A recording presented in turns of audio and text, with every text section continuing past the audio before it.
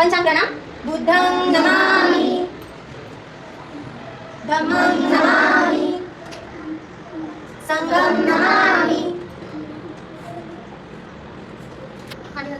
त्रिसरण आणि पंचशील. नमो तस्स भगवतो अरहतो सम्मा संबुद्धस्स. नमो तस्स भगवतो अरहतो सम्मा संबुद्धस्स. नमो तस्स भगवतो अरहतो सम्मा संबुद्धस्स. नमो शरणं गच्छामि, धम्मं शरणं गच्छामि, संघं शरणं गच्छामि, द्वितीयंपि बुद्धं शरणं गच्छामि, द्वितीयंपि धम्मं शरणं गच्छामि, द्वितीयंपि संघं शरणं गच्छामि, तृतीयंपि बुद्धं शरणं गच्छामि, तृतीयंपि धम्मं शरणं गच्छामि, तृतीयंपि संघं शरणं गच्छामि. पाणातिपाता वेरमणि सिक्खापदं समादियामि, अतिन्नदाना वेरमणि सिक्खापदं समादियामि, कामेषु मिथ्याचारा वेरमणि सिक्खापदं समादियामि, मुसावादा वेरमणि सिक्खापदं समादियामि, सुरामेरयवचप्रमादकाना वेरमणि सिक्खापदं समादियामि. साधु साधु साधु. भीमस्तुती.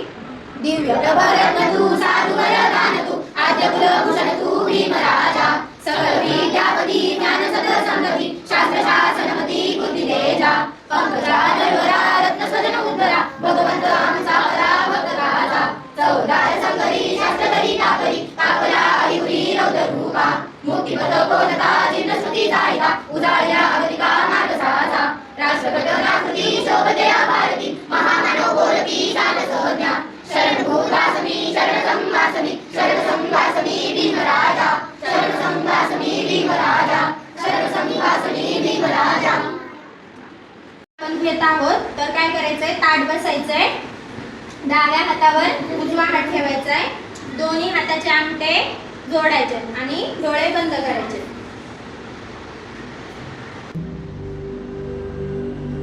ध्यान करत असताना श्वास घ्यायचाय, श्वास सोडायचाय आणि मनातल्या मनात 1 ते 10 पर्यंत अंक मोजायचे.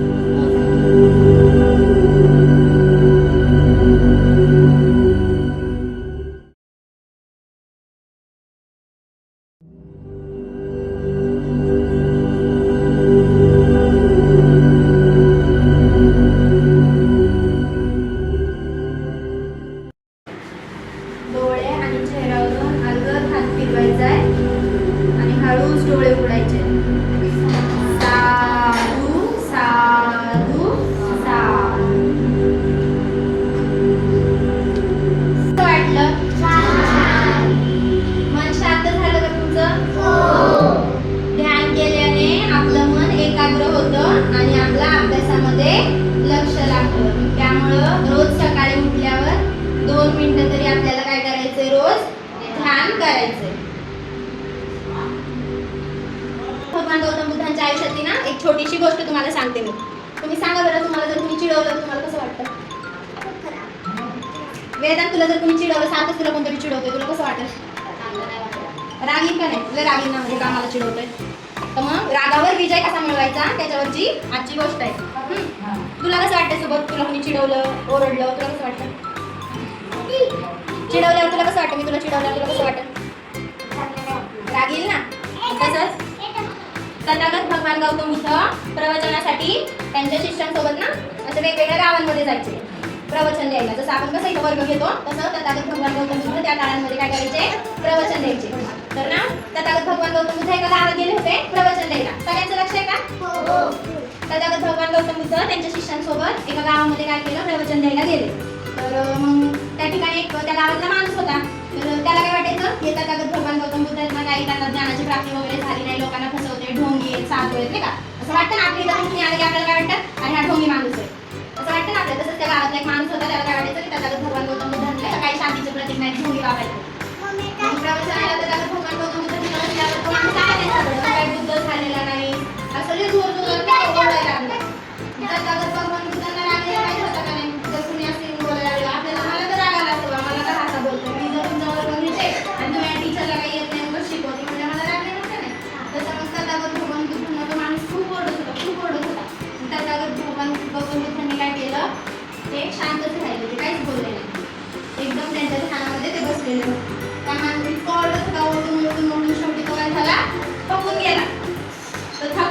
बोलून बोलून बोलून पण गौतम बुद्धांनी काय केलं, त्याला उत्तरच दिलं नाही. ते एकदम शांतच बसून राहिले. आणि मग ज्यावेळेस तो माणूस थकला, तो शांत झाला.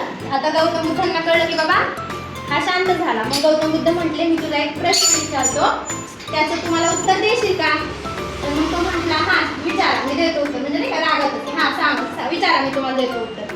मग त्या रागात भगवान गौतम बुद्ध त्याला म्हणले, जर तू एखादी भेटवस्तू कोणासाठी आणलीस, एक भेटवस्तू तू कोणासाठी आणलीस आणि समोरच्यानी ती वस्तू तुझ्याकडून घेतलीच नाही, ते गिफ्ट तुझ्याकडून त्या माणसाने घेतलंच नाही, तर ते गिफ्ट कुठे जाईल? कोणाकडे जाईल ते गिफ्ट? कोणाकडे राहील ते गिफ्ट?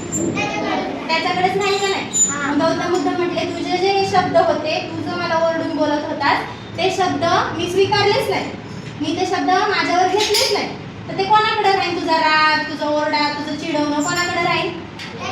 त्याच्याकडेच राहील. म्हणजे तथागत भगवान बुद्धांनी काय केलं, त्यांनी जे ओरडलं, त्यांनी जे शिव्या दिल्या, त्या स्वतःला त्यांनी घेतलेच नाही ते गिफ्ट. मग ते कोणाकडे राहिले शिव्या वगैरे? त्याच्याकडेच राहिल्या.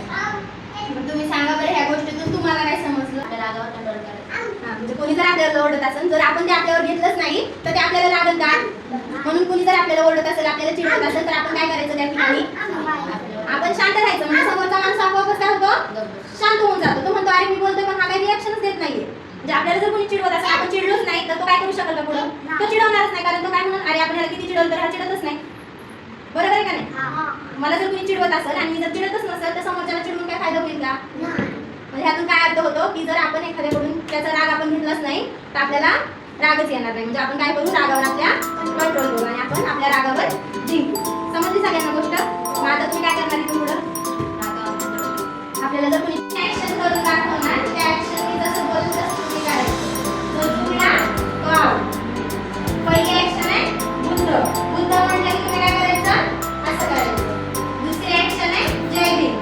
जय भीम म्हटलं की तुम्ही काय करायचं? असं करायचं. आणि बाबासाहेब. बाबासाहेब म्हटलं की तुम्ही काय करायचं? असं करायचं. आणि जो ऍक्शन मध्ये चुकला त्याने बाजूला व्हायचं.